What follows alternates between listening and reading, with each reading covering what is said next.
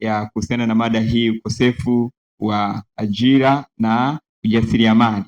Na kabla hatujaanza, nipende sasa kuwatambulisha ambao ni nao katika mada hii. Ninaye Malima Nestori. Unaweza ukawasalimia wanaotutazama na kutufuatilia. Asante. Huyo ni Nestori Malima. Ninaye pia pale mwalimu Azimio Yohana. Unaweza ukawasalimia pia wanaotufuatilia na kutusikiliza. Asante. Nami ambaye nitakuwa mwenyekiti ni Shabani Orogo. Kwa pamoja sisi ni vijana viongozi wa vijana waandamizi mafunzoni. Na leo kwa kweli tunafurahi kushiriki pamoja na marafiki zetu kuhusiana na mada hii ya ukosefu wa ajira na ujasiriamali. Na kabla hatujaendelea na kuzama ndani kuona nini ambacho tumekuja nacho leo tujifunze nao pamoja, Nestori Malima, unaweza sasa ukatuongoza kwa ombi kwa ajili ya kuanza kipindi chetu hiki. Karibu sana. Tuombe. Tunakushukuru Mwenyezi Mungu kwa kuwa nasi, tuongoze tena katika mada hii tuweze kujifunza kwa pamoja. Tumeomba kwa jina la Yesu Kristo, amen. Mwalimu Azimio, Nestori pia, ninajua ya kwamba sio ya kwamba ni neno geni kusikia neno ajira. Nini ambacho mtazamaji anapaswa akifahamu? Nini ambacho sisi tunakifahamu? Ajira ni nini? Ajira ni nini? Mwalimu Azimio, karibu. Ajira ni nini? Tunapozungumzia suala la ajira ni pana kidogo. Nahisi hata msikilizaji wetu na mtazamaji kuna kitu kinakuingia akilini, lakini kwa ufupi sana tunaposemea swala zima la ajira, haya huwa yanakaa kama makubaliano au ni mkataba ambao unawekwa kati ya mwajiliwa na mwajiri kwa lengo tu ya kwamba yule anayekwenda kuajiliwa anakuwa anapata kipato kulingana na kazi anayofanya. Inaweza ikawa ni baada ya wiki, baada ya mwezi, pengine hata ni kwa siku. Hii ni kwa ufupi, unaweza ukasema hivyo. Asante. Asante sana Mwalimu Azimio. Ajira imekuwa ina maana kutokana na mahali ambapo inatumika. Tumeona wakati mwingine watu wa Kiswahili wanasema kwenye sarufi wana maana yao ya ajira. Tukatazama pia wakati mwingine kwenye mambo ya sheria pia wanakuja na maana ya kwao ya ajira. Lakini pia kule kwenye mambo ya kiuchumi wana msemo wa kwao ambao unatuleta kwenye neno ajira ni nini. Lakini hata pia kwenye jamii wanasema ya kwamba wana maana ya kwao wanakuja nayo, na wanathibitisha kwamba pia inatuleta kusema nini maana ya ajira. Lakini pia sayansi wanazungumza habari za ajira, na najua pia kwamba wakati tunafanya ufukunyuzi wa kufuatilia kuchimba kidogo kuhusiana na habari ya neno ajira, tulifika hata kugusa kwenye shirika la kazi duniani ambayo tunasema ILO, International Labour Organization, nao pia wakatuambia maana ya ajira. Mwalimu Azimio, wao wanatuambia nini? Ili shirika linatuambia linapozungumza ajira linazungumzia nini, ili shirika la ILO? Asante. Ili shirika la ILO ambalo ni International Labour Organization lenyewe limekuja na maana yake ya ajira, kwamba unapozungumzia ajira ni mkataba au amesema ya kwamba ni makubaliano ambapo wao moja kwa moja wanasema yanalipwa kwa kuanzia saa moja ambalo mtu atakuwa amefanya kazi, lakini linalokuwepo ni makubaliano ambayo sasa yanakuwepo, ambapo lengo kubwa ni kuhakikisha kwamba jamii inapata kitu ambacho ni bora kutokana na ajira iliyopo. Asante. Asante sana. Najua hata mtazamaji sasa ameshaanza kuelewa kwamba kumbe kwa mujibu wa shirika la kwetu la kazi duniani ya kwamba mkataba ule unaowekwa wa kwamba wa kimalipo tu pale mtu anapokuwa amefanya kazi kwa muda tu wa saa moja ni ajira.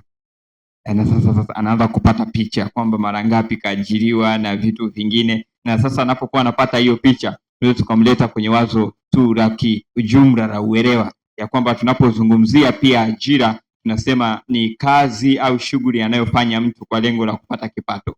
Hiyo si inakaa sasa vizuri, maana hata shirika linatuambia ni masaa kadhaa tu yale anapoanza kulipwa. Na Malima, au wewe una neno lingine kwenye kipengele hicho cha ajira? Hapana. Vizuri kabisa. Sasa tunakumbuka kwamba mada yetu inahusiana na ukosefu wa ajira. Kumbe ile ni ajira. Sasa kumbe kuna ukosefu wa ajira. Na ukosefu wa ajira ni nini? Tunazungumzia kwamba hii ni hali au kile kitendo ambacho mtu yule mwenye nguvu na ana uwezo wa kufanya kazi kwa bidii na ana umri sahihi wa kufanya kazi anapokoswa nini? Kazi, au anapokoswa ajira. Kwa hiyo mtu yule ambaye ana nguvu na anatafuta kazi kwa bidii, lakini pia umri wake unaruhusu, kuna umri pia uruhusu kufanya kazi, ndio maana tunaona kwamba miaka 12 yule mtoto tukamchukua tukampeleka migodini. Kwa hiyo hapana, hata kama sasa anataka hatuwezi tukamwajiri. Kwa hiyo kumbe kuna umri pale tunauzingatia pia, lakini ana nguvu za kufanya kazi na ametafuta kazi kwa bidii, achoki huyu mtu, anatafuta kila siku, anatafuta wapi, lakini akakoswa ajira. Hiyo tunakuja tunasema, inapokuwa imekosekana kabisa, tunasema huo ni ukosefu wa ajira. Na sasa Malima, labda tu sasa turudi kidogo ya kwamba tunazungumzia ukosefu wa ajira na ujasiriamali, na sasa tunaweza tukaangalia ya kwamba tumetazama ukosefu wa ajira ni nini. Sasa tunaweza tukaangalia sababu za ukosefu wa ajira ni zipi? Zipi sababu za ukosefu wa ajira? Karibu. Asante. Katika sababu za ukosefu wa ajira zipo sababu mbalimbali ambazo nazo hizi tunaweza tukazigawanya kwamba kuna sababu za kiuchumi, kuna sababu za kisiasa, lakini pia kuna sababu za kijamii. Tuanze sasa kuangalia moja baada ya nyingine kwamba ni nini kinasababisha mpaka kunakuwa na wimbi kubwa la watu ambao hawana ajira, japo ya kuwa wana nguvu, wamesoma, lakini bado hawana ajira.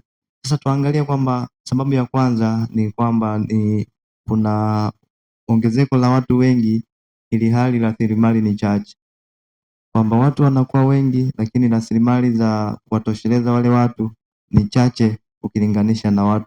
Tuchukulie mfano Tanzania, tupo sasa hivi ni zaidi ya milioni 60, lakini ukiangalia rasilimali zilizopo haziwezi kuwatosha wale watu wote milioni au zaidi ya milioni 60.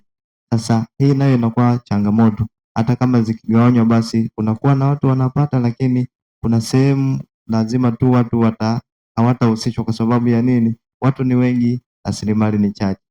Chukulia mfano unaweza ukawa na familia, una watoto 10 nyumbani, lakini umeenda na vitumbua viwili. Namna ya kuvigawa hapo kunaweza kukawa na changamoto kidogo, au kunaweza mmoja ukampendelea au mmoja ukamnyima, kunaweza kukawa na changamoto. Kwa hiyo ndio hivyo kwamba kuna watu wengi lakini rasilimali ni chache.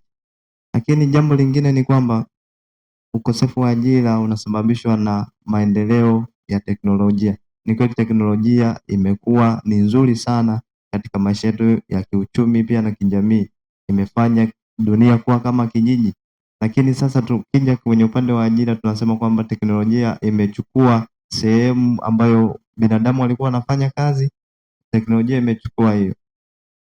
Tuchukulie mfano, watu walikuwa wanakaa madukani wanauza, watu walikuwa wanakaa viwandani wanafanya kazi, lakini sasa hivi kuna roboti kule viwandani wanafanya hiyo kazi, kuna mashine zinafanya kazi. Kwa teknolojia imekuja kuchukua nafasi za watu ambao walikuwa wanatumika katika hizo sehemu.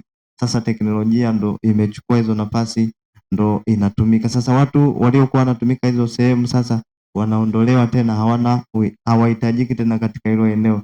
Kwa unakuta wanakosa sehemu ya kujishikiza, licha ya kwamba wana nguvu, sasa wanakosa ajira.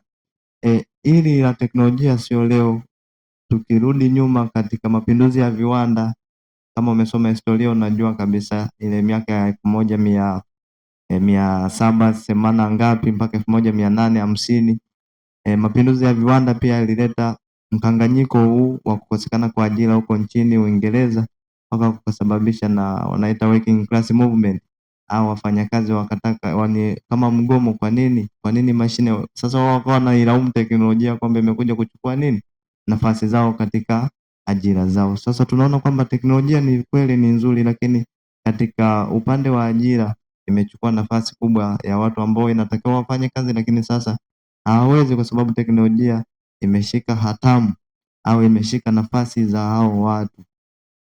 Lakini kitu kingine ni kwamba kinachosababisha kukosekana kwa ajira ni kwamba tuchukulie kwa mfano katika siasa kwamba kunakuwa hakuna usimamizi mzuri wa rasilimali zilizopo. Tumesema kwamba rasilimali ni chache kuliko watu, lakini pia japo ya kuwa ni chache, lakini usimamizi mzuri wa hizo rasilimali hakuna. Kwa maana kunakuwa na rushwa humo, hata kama wakitoa ajira, lakini bado kuna rushwa humo, kuna upendeleaji. Kwa hakuna usimamiaji mzuri wa hizo rasilimali ambazo zitakuja kutumika kwa watu wote. Chukulia mfano Tanzania, tunayo madini, lakini pia tuna vyanzo vya maji, mfano tuna bahari Tanganyika, tuna ziwa Victoria. Sasa kusipokuwepo na usimamizi mzuri wa hizi rasilimali, na maana watu hawatafaidika kutokana na hizo rasilimali. Lazima tu kuna namna watakosa ajira, kwa sababu huko kukiwa na usimamiaji mzuri, watu watapata ajira, wakwenda kuvua kule wataenda kuvua, lakini pia katika madini wanaenda kuchimba migodini. Kwa kama hakuna usimamiaji mzuri wa hizi rasilimali, inakuja inasababisha kukosekana kwa ajira kwa baadhi ya watu. Lakini jambo lingine ni kwamba ili nilizungumzia katika elimu kwamba mtu anaweza kawa amesoma, lakini elimu inayotolewa ikawa nje kabisa na maarifa au nje kabisa na soko la ajira. Chukulia mfano kwetu sisi Tanzania, tunasoma teknolojia ndio, lakini bado kwa kiasi kikubwa sana tunaisoma kinadharia, hatuisomi kivitendo. Elimu tunayoipata ni kwa kiasi kikubwa sana ni ya kinadharia. Tunashukuru sasa hivi ndo wameliona hilo, wamebadilisha mitaala, sasa inaenda ishaanza hii kwamba itatumika kwa vitendo zaidi. Kwa hii kwamba elimu na mtu anapata maarifa, lakini hayako katika soko la ajira. Ina maana amepata elimu, amekaa nayo, imebaki tu kwa nadharia, lakini ukija kwenye vitendo hamna kitu ambacho kinasababisha akienda katika nafasi au kugombania nafasi katika ushindani wa ajira anakosa nafasi, kwa sababu tayari katika vitendo hayupo, lakini kwenye nadharia yuko vizuri. Kwa hiyo hilo pia ni jambo ambalo linaweza likasababisha kukosekana kwa ajira, au mtu anakuwa hana ujuzi. Tumeongelea sasa hivi kuna teknolojia, lakini mtu hana ujuzi wa kutumia hiyo teknolojia, labda kufanya kitu fulani au kubuni kitu fulani, kwa anakuwa tu anaendelea kubaki katika ile hali. Hizo tu ni baadhi ya sababu. Asante sana kwa sababu hizo. Mwalimu Azimio, Malima amejaribu kutupitisha kwa upana na tumetazama namna ambavyo teknolojia ambavyo pia imechukua nafasi za ajira. Tumetazama pia kwamba elimu pia imekuwa sehemu mojawapo ya kwamba tunasoma, lakini sio ambacho soko linahitaji la ajira, lakini ndicho ambacho tumekwenda sisi kusoma vyuoni, tumekwenda kusoma mashuleni, na ndivyo tunavyopenda kuvisoma. Na nimewahi kusikia kwamba umri pia unahusika, kwamba ni mojawapo pia kigezo ambacho kinasababisha watu wasipate ajira, kwamba umri pia unahusika. Wewe unaelewaje kuhusiana na umri kuhusika kwenye habari za ukosefu wa ajira? Karibu. Swala la umri limekuwa ni changamoto. Ndugu zangu, umri umeleta shida kwa sababu tunapokuja kuangalia suala zima la ajira, watu wamehitaji watu wenye nguvu. Chukulia mfano hapo Mr. Ologo, ukiongozana na mzee wa miaka 50 mnahitaji ajira ya uhasibu, utachukuliwa wewe. Kwanza kabisa kigezo kitakachoanza kumkataa yule mzee ni umri, kwa sababu umri wake haumruhusu kukaa muda mrefu kazini, lakini umri wake nguvu alizo nazo katika utendaji kazi ni ndogo. Kijana anaweza akapelekeshwa lakini bado akapiga kazi kweli kweli, lakini kwa mzee kidogo ni changamoto, kwa sababu muda unavyozidi kwenda mwili unazoofika, seli za mwili zinaisha, kwa hiyo anakuwa na muda mwingi wa kupumzika kuliko kufanya kazi. Kwa hiyo hii itabaki kuwa changamoto sana katika suala zima la ajira. Asante.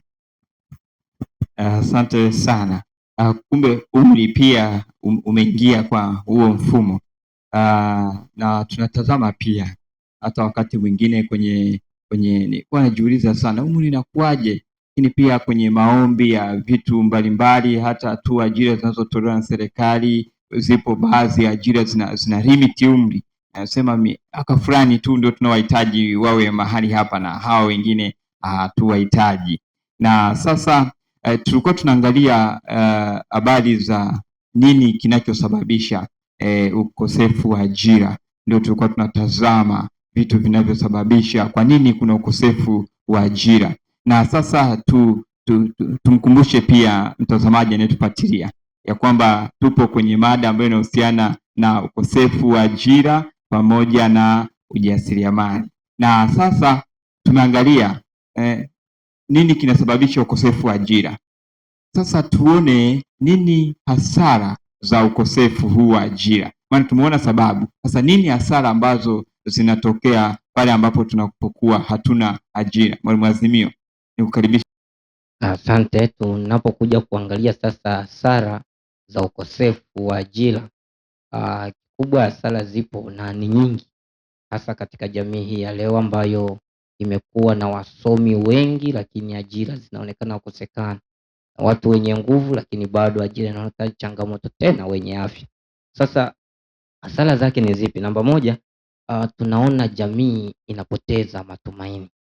Familia nyingi zimetumia fedha, zimetumia rasilimali, vijana hasa sisi ambao tumetoka familia ambazo zinategemea kilimo, na shangaa msimu mzima mpunga wote umekombwa kwa ajili ya kupata ada, na matumaini yao makubwa ikiwa ni kwamba huyu mwanetu mwisho wa siku atakuwa ni msaada katika familia, na anapokuja kukosa ajira familia inapoteza matumaini.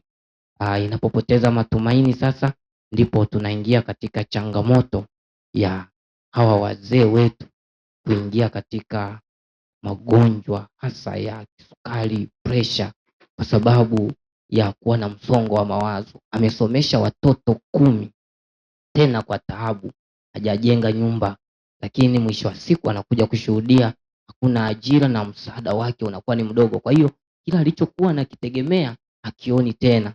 Lakini changamoto nyingine ambayo tunaiona kwa sababu ya ukosefu wa ajira ni kuongezeka kwa swala zima la uhalifu. Uhalifu umekuwa mkubwa. Kijana hana ajira, anafanyaje sasa? Anaangalia hapa ili nipate ajira nijiingize katika makundi yasiyofaa kwa lengo la kujipatia mali kwa haraka. Majambazi, unakuta amesoma huyu na ana nguvu, ana uwezo wa kufanya kazi, lakini kwa sababu ajira hajaipata anajiingiza katika ujambazi na mambo mengine mabaya. Kuna ulevi, madawa ya kulevya. Wote hao ukiwaona, ukiwauliza vizuri, wengine wanakuambia ni kwa sababu ya swala la ajira, nilikosa cha kufanya nikajua nifanyeje sasa, nikaamua sasa nijiingize huku. Lakini kitu kingine ambacho kimesababishwa na ukosefu wa ajira, tunaona vijana wengi wanajiingiza katika michezo ya kubahatisha. Mtu anadhani leo analala maskini, nadhani kesho ataamka tajiri. Kwa hiyo anaishia kuweka tunasema kubeti. Mtu anabeti, anaweka mkeka, lakini bahati mbaya mtu huyu mkeka unachanika. Sasa mwisho wa siku hata ule kamtaji kadogo alikokuwa nako kanaisha. Kinachofuatia ni nini? Ndio kile kile nilichokisema. Anaingia katika kutafuta mtaji kwa njia zisizofaa. Ndio unasikia kuna wakabaji, simu zinapolwa, fedha zinapolwa kila sehemu, hasa mazingira ya mjini. Umekuwa ukiona mtu kupoteza simu sio jambo dogo, yaani kupoteza simu ni jambo la kawaida kabisa. Mtu anapoteza simu na mambo unayaona yako vizuri na watu wanaendelea na mambo yao. Kwa sababu gani? Wimbi kubwa la vijana liko mtaani na halina ajira, kwa hiyo limejiingiza katika masuala ya kubeti. Lakini kitu kingine ambacho tunakiona hapo ambacho kinasababishwa na ukosefu wa ajira ni afya ya akili. Afya ya akili imekuwa changamoto sasa kwa vijana. Kijana anakuwa na mawazo ambayo hayapo. Utasikia vijana unamwambia hapa vipi, katika kanisa utachangia chochote, anakwambia kuna mchongo hapa na usikilizia. Lakini hiyo yote kwa nini? Kwa sababu hana ajira. Kwa hiyo anachokifanya sasa, kuna kitu ameweka tu, inawezekana ndio ikawa hiyo betting na vitu vingine. Lakini tumeona vijana sasa hivi wanakuwa na maamuzi ya haraka, na ambayo hata kumrudisha tena katika hali yako inakuwa ni changamoto.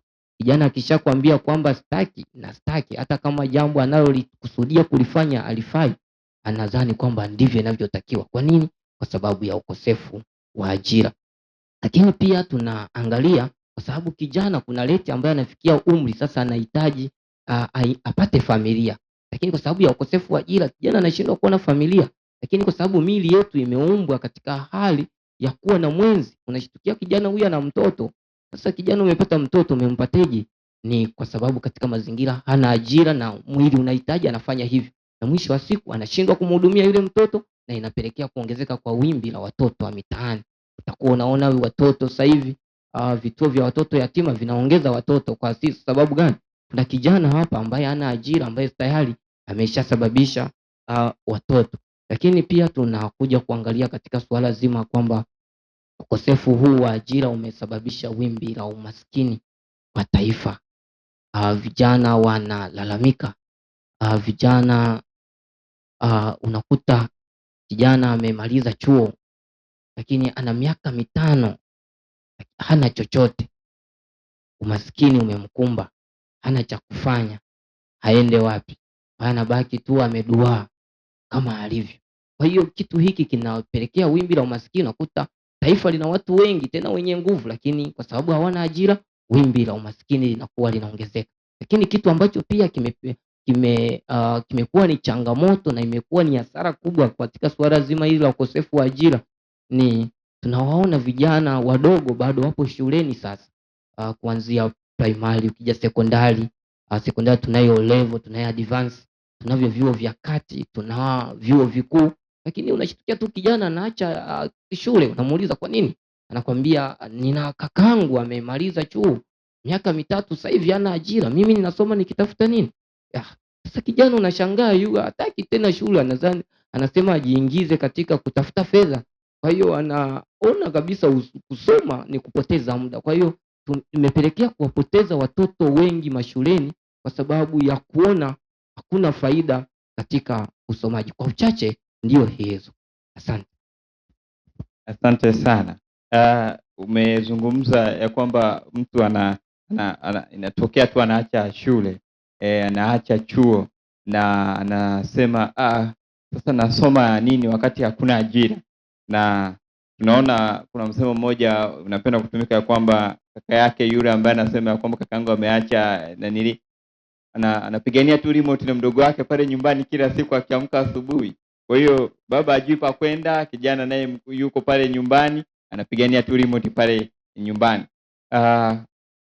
Malima, nadhani tumejaribu kusikia swala la hasara za ukosefu wa ajira. Tumeona namna ambavyo kama tu sio vijana lakini pia wimbi kubwa, kwa sababu asilimia kubwa ya taifa la kwetu na hasa sio tu Tanzania, nadhani ulimwengu kwa ujumla, idadi yake kubwa ni vijana. Na sio tu hivyo, tunaona wasomi wanaongezeka, na nadhani Malima utajaribu kukumbuka vizuri ya kwamba rate inaongezeka sana ya wasomi hata Tanzania, na miaka hii ya hapa karibuni watu wengi sana wana graduate chuo, wanamaliza masomo yao ya elimu za juu vyuoni, lakini shida inakuja kwenye ajira.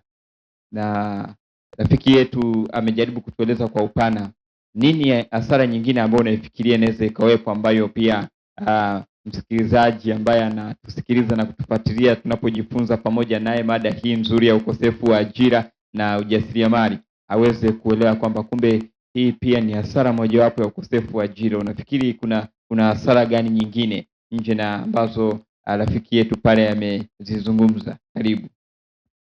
Asante. Hasara zipo nyingi, na nyingine naweza nikaongezea kwamba ukosefu wa ajira, ambao sasa tunasema kwamba ajira inalenga kipato. Sasa usipokuwa na kipato, hata katika familia zetu kunatokea nini? Migogoro. Kama ni familia, basi kunatokea mgogoro. Kwa sababu nini? Kwa sababu pale hakuna chakula. Kwa nini? Kwa sababu pale watoto hawapati mahitaji, kwa hiyo kunatokea na mgogoro. Ndio maana unaona familia nyingi, kama ni ndoa, zinavunjika, wazazi wanatengana. Mwanzo wameanza vizuri, lakini wanakoelekea hawaoni matumaini mbele, familia zinavunjika, kunakuwa na migogoro katika jamii. Kwa nini? Kwa sababu ajira ni changamoto, watu hawana pa, kwa hiyo ndo inatokea changamoto kama hiyo. Asante. Asante sana. Labda tu niulize swali dogo ya kwamba tumekuwa tukisikia hasa kwenye zama za hizi za sasa hivi ya kwamba binti akihitaji kuolewa funguo tatu. Na sasa hii inakaaje? Maana sasa kama ni funguo tatu na sasa hakuna ajira, unategemea kweli ndoa zinakuwa vizuri? Mwalimu Azimio, zitakuwa vizuri kweli? Nini ambacho unaweza ukakizungumza hapo kwenye funguo tatu na madhara yake kwenye ukosefu wa ajira? Kiukubwa leo imeonekana ni kituko kidogo. Vijana hasa wa kike, kwa sababu ya kukosekana kwa wimbi hili au kukosekana kwa ajira, na vijana wamebaki mtaani walio wengi, kipato chao ni cha chini sana, na binti anahitaji atimiziwe mahitaji yake, hasa anapoangalia anahitaji apate mtu ambaye ana funguo tatu, ana funguo wa gari, ana funguo wa nyumba, lakini pia ana funguo ofisini, na mambo ambayo kwa hakika kwa kijana kwake ni changamoto. Sasa hii imepelekea kwanza vijana hawa wa kike kuolewa na watu ambao wana umri wa juu sana. Utakuta kijana wa kike anaolewa na mtu ana miaka 60, lakini yeye ana umri wa miaka 20 tu. Vivyo hivyo na vijana wa kiume, utamwona anaenda, kwa lugha ya mitaani leo wanakwambia mishangazi. Imekuwa ni changamoto sana katika hili jambo. Kwa hiyo kiufupi bado ni changamoto, rafiki yangu Shabani Horogo. Asante sana. Sasa tunaangalia ya kwamba tunao ukosefu wa ajira na tumeziona sababu kadha wa kadha ambazo zinasababisha na kupelekea ukosefu wa ajira, pamoja na mtazamaji wetu anayetufuatilia. Lakini pia tumeona hasara ambazo zinakuwa hapo na kujitokeza pale kunapokuwa na wimbi kubwa la ukosefu wa ajira, kama ambavyo tumetazama masuala ya uhalifu, tumetazama masuala pia hata ya ongezeko la watoto wa mitaani, tumetazama hayo yote na sasa nini suluhisho ambalo linakuja hapa? Na nadhani hili sasa ndio linatuleta kwenye ungwe nyingine ya kuangalia kwamba mada yetu ya kwamba ni ukosefu wa ajira na ujasiriamali, ya kwamba ujasiriamali linaweza likawa ni suluhisho. Maana sasa kama hatupati ajira, na tulisema ya kwamba ni yule mtu mwenye nguvu, ana uwezo wa kufanya kazi, ametafuta kazi kabisa kwa bidii, lakini amekosa ajira. Sasa afanye nini? Akae tu? Sasa tunakuja na suluhisho, ninahisi ya kwamba ni ujasiriamali. Na hapa tunapokuwa tunazungumzia ujasiriamali nini, tunazungumza habari ya mchakato, ya kwamba huu ni mchakato mmoja wa kuunda, lakini kusimamia na pia kuanzisha biashara kwa lengo la kupata kipato. Issue ni kupata tu kipato au faida. Issue ni hicho tu, alafu mambo mengine yaendelee, maana ndani ya kipato tupata vitu vingine, tupata nini? Malima, huona vyofikiria ya kwamba ikiwa hii ndio suluhisho, ya kwamba ujasiriamali ni suluhisho la ukosefu wa ajira, nini faida ambazo ujasiriamali unatuletea hadi tuseme ya kwamba ni suluhisho kwa ajili ya tatizo hili la ukosefu wa ajira? Karibu. Asante. Tunaposema ujasiriamali kwamba kuna faida zake nyingi kadha wa kadha, na ya kwamba ndilo suluhisho kuu katika ukosefu wa ajira kwa vijana, sio tu kwa vijana, na kwa watu wote, si Tanzania tu bali ulimwengu mzima. Sasa tunaposema ujasiriamali ni kwamba mtu anafanya kitu fulani kwa ajili ya kupata kipato. tayari sasa umuhimu wa kwanza ni kwamba mtu anapata kipato kupitia nini? Ujasiriamali. Kama ni kipato, basi anakuwa na uwezo wa kukidhi mahitaji yake ya yeye mwenyewe, lakini mahitaji ya kifamilia na mahitaji ya kijamii na nchi kwa ujumla. Kutokana na ujasiriamali, kazi anazofanya, bidhaa anazouza na ubunifu anaofanya, mtu anakuwa na uwezo wa kukidhi mahitaji yake. Kwa hiyo kupitia ujasiriamali anapata kipato chake cha kukidhi mahitaji yake yeye kama yeye, lakini pia anapata mahitaji ya kukidhi mahitaji ya kifamilia, kama ni watoto kwenda shule, kama ni chakula cha familia, lakini pia jamii kwa ujumla. Kupitia ujasiriamali wanajamii wanafaidika kwa sababu ujasiriamali unahusisha ubunifu wa bidhaa mbalimbali au vitu tofauti tofauti. Kwa hiyo jamii inakuwa inafaidika kupitia ujasiriamali. Lakini kitu kingine tunasema kwamba ujasiriamali unatusaidia katika kujitegemea. Hapa tunasema kujitegemea kiuchumi. Mtu anakuwa anajitegemea kiuchumi, hategemei kwamba au hasubirii amri ya mtu fulani kwamba leo uje kazini saa moja. Hapana. Unapofanya ujasiriamali unakuwa unajiongoza wewe mwenyewe. Wewe ndo unajiamsha, wewe ndo unajiongoza katika kufanya kazi zako. Kama ukisema leo siendi kazini, siendi kwa sababu ni wewe mwenyewe unayefanya na unajiongoza wewe mwenyewe. Kwa hiyo unakuwa unajitegemea kiuchumi kupitia ujasiriamali. Kwa hiyo kupitia ujasiriamali tunaondoa ule utegemezi kwamba mimi naitegemea serikali, mimi namtegemea baba yangu au namtegemea mtu fulani ili anikwamue kiuchumi. Kwa hiyo kupitia ujasiriamali sasa tunakuwa tunajitegemea sisi wenyewe katika hali ya kiuchumi. Asante. Asante sana. Nadhani hata msikilizaji wetu sasa ameanza kupata na kuwa na wazo ya kwamba ikiwa kama nikiwa mjasiriamali, kumbe sipangiwi muda kwenye kazi zangu. Ni mimi mwenyewe ninapanga kwamba saa ngapi niingie ofisini, saa ngapi nitoke. Na tunatazama pia kwamba labda tumkumbushe msikilizaji na mtazamaji ya kwamba hata ujasiriamali kuna wajasiriamali wadogo na wakubwa. Kwa hiyo unaweza ukaanza tu, ukachagua kuanza kwa kile ambacho unacho kidogo, ukaangalia kitu ambacho unaweza ukakiunda, ukakisimamia, lakini pia hata kama ni biashara ukaianzisha ili kusudi ikuletee faida. Na mimi nadhani bado zipo faida nyingi ambazo pia hata mtazamaji anahitaji aendelee kuzifahamu, za kwa nini ujasiriamali inakuwa ni suluhisho la changamoto au tatizo la ukosefu wa ajira, hasa kwenye wimbi kubwa hasa la vijana ambao ndio sehemu kubwa ya nguvu kazi ya taifa, nguvu kazi ya jamii, nguvu kazi ya familia. Mwalimu Azimio, kipi ambacho unahitaji kumwongezea msikilizaji wetu na mtazamaji ya kwamba hiki pia ni faida mojawapo ya ujasiriamali? Karibu sana. Asante na rafiki yangu Shabani. Kwa hakika swala la ujasiriamali ndilo suluhisho la ukosefu wa ajira, na kama ndilo suluhisho la ukosefu wa ajira, kwanza itamfanya huyu kijana kuwa makini katika swala zima la kufikiri. Unajua mjasiriamali ni mtu anayetumia akili sana, kwa sababu ni mtu ambaye anawaza biashara yake iendeje, ipanukeje. Pale inapokuja hata masuala ya vitu vidogo vidogo kwenye familia, atajua namna ya kuvitatua.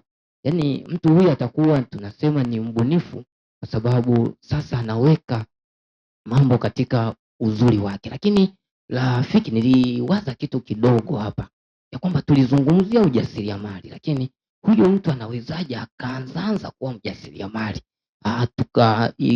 Na kitu ambacho nimekifikiria kwa haraka nikasema, cha kwanza abadilishe mtazamo. Vijana tu wapo chuoni, wapo mashuleni, wapo mtaani wamemaliza chuo, lakini inabidi wabadilishe mtazamo. Wanabadilishaje mtazamo? Ni kwamba wao wenyewe wanaweza wakatengeneza ajira.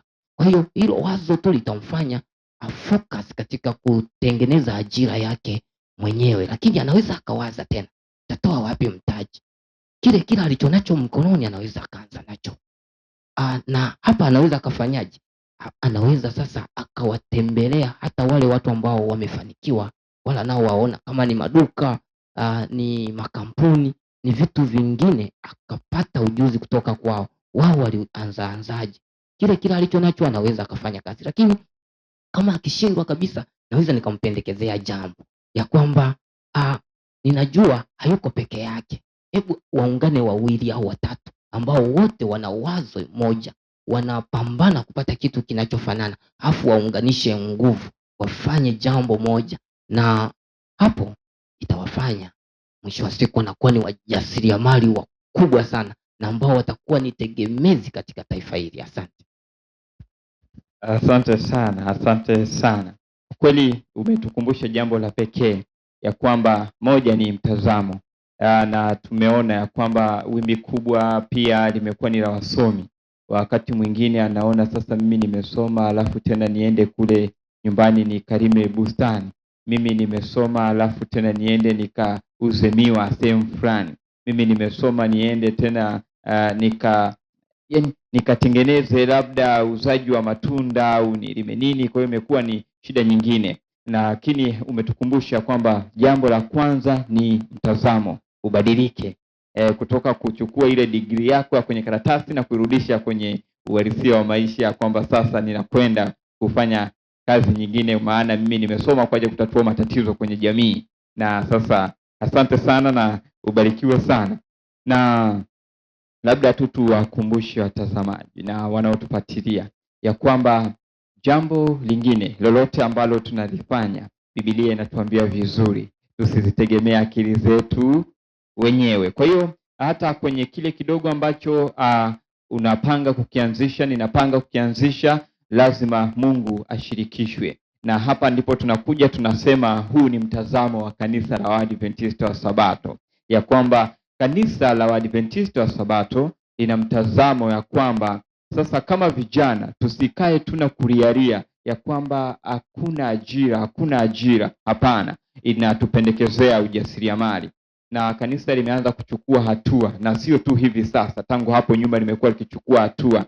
Tunaona linafundisha namna ya utengenezaji wa sabuni za maji, utengenezaji wa sabuni za kufuria za miche, linafundisha habari za ushonaji cherehani, imekuwa ikifundisha na bustani kutengeneza, na lakini haliishia hapo. Hata tu hapa hivi punde tulipokuwa pale summit, nadhani tulikuwa pia baada ya hapo tuna mkutano wa ATAPE. Tulikuwa nao chama cha wajasiriamali kilikuwa kule, wamekutana kwa ajili ya kuendelea kutengeneza, kupeana maarifa, wanezaji wakaendeleza na wale wajasiriamali walio wadogo kupanda na kuinuka kuwa wakubwa. Na jambo lingine ambalo ni kubwa, tunakumbushwa sisi ni mawakili.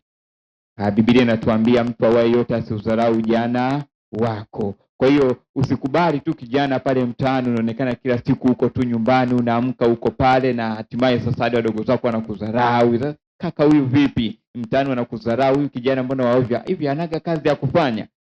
Mtu awaye yote, Biblia inatuambia asiudharau ujana wako, bali uwe kielelezo. Kwa hiyo katika kila jambo kuwa kielelezo, na hata kwenye changamoto hii ya ajira kuwa kielelezo cha kufanya ujasiriamali. Na lakini mtazamo huo unatupeleka kwenye fungu moja ambalo linapatikana kwenye kitabu kile cha Mhubiri sura ile ya 9 na fungu la 10, ambayo inasema nini? Maneno tu yako tu pale ya kwamba lolote mkono wako pataro kulitenda, ulifanye kwa nguvu zako zote. Umeona? Kwa hiyo tunaambiwa, Biblia inaendelea kutukumbusha kwamba hata kwenye kile kidogo tulichonacho, kumbe tunapohitaji kuanzisha ujasiriamali, fanya kwa nguvu zako zote. Kwa hiyo wakati tunabadilisha mtazamo, hilo ni jambo la kukumbuka sana. Huenda kuna mtu ana jambo lolote kabla sasa hatuja muaga mtazamaji wetu na msikilizaji wetu kuhusiana na mada hii ambayo tulikuwa nayo, tumkumbushe kwamba ni ukosefu wa ajira na ujasiriamali. Ndio mada ambayo tulikuwa nayo, na ndio ambayo imetukalisha hapa mezani kwa takriban dakika hizi ambazo tumekuwa tukizungumza na kuzungumza pamoja naye. Na huenda kuna mtu ana jambo ambalo anahitaji kutupatia hapa tulielewe kabla hatujafunga mjadala wetu huu. Asante. Niongezee jambo moja kwamba unapokuwa mjasiriamali, ina maana ukitanua wigo tayari na wewe unakuja kuwasaidia vijana wengine ambao bado hawana ajira. Unakuwa mwajiri tena. Kwa kupitia ujasiriamali unakuwa mwajiri. Kwa tuzidi kutumia fikra zetu tunduizi ili tukaweze kuajiri vijana kupitia sisi wenyewe. Asante. Asante. Mimi nimwambie tu ndugu mtazamaji na msikilizaji wetu ya kwamba changamoto iliyoko kwenye sehemu pale unapoishi, iwe ni jamii yako au sehemu yoyote ulipo, wewe ndiye mtatuzi, na kupitia utatuzi wa hiyo changamoto ndiyo ujasiriamali wenyewe. Asante sana kwa mawazo haya mazuri ambayo tumeyapata. Kwenye jamii yako kuna changamoto gani? Itumie changamoto hiyo kuwa ni fursa ya ajira. Unaweza ukajiajiri kupitia changamoto hiyo. Kwa hiyo ni kweli kabisa ya kwamba vijana tupo mahali pengine ambapo zipo changamoto nyingi, lakini kumbe tungebadilisha changamoto hizo zingekuwa ni sehemu zetu za ajira kwenye maisha ya kwetu. Nasi tukuambie ya kwamba huu ni mwisho wa kipindi chetu hiki, na tukukaribishe sasa kwa ajili ya ombi hili la kufunga, tukikuacha na mtazamo wa kanisa la Adventista Sabato ya kwamba ukosefu huu wa ajira suluhisho lake ni ujasiriamali, na hapa ni Mungu ametuweka kuwa mawakili waaminifu, na Mungu anatuamini vijana ya kwamba tuna nguvu, na katika hizo nguvu anatamani tuzifanyie kazi kweli kweli. Ndio maana anatukumbusha kwenye kile kitabu ambacho tumesoma cha Mhubiri 9:10 ya kwamba lolote ambalo tunapata kulifanya tulifanye kwa nguvu zetu zote, lakini katika hayo yote kumbuka kutoa zaka na sadaka. Maana Mungu ndiye ambaye anatupatia hayo. Mwalimu Azimio, karibu kwa ombi sasa tunapofunga. Baba yetu na Mungu wetu wa mbinguni, tunakushukuru kwa kipindi hiki kizuri. Asante, mbariki mtazamaji wetu na msikilizaji, tubariki sisi sote tunapoendelea na tunapofikiria kubadilisha mtazamo wetu na kuingia katika ujasiriamali. Ninaomba na kuamini ni katika jina la Yesu Kristo. Amina.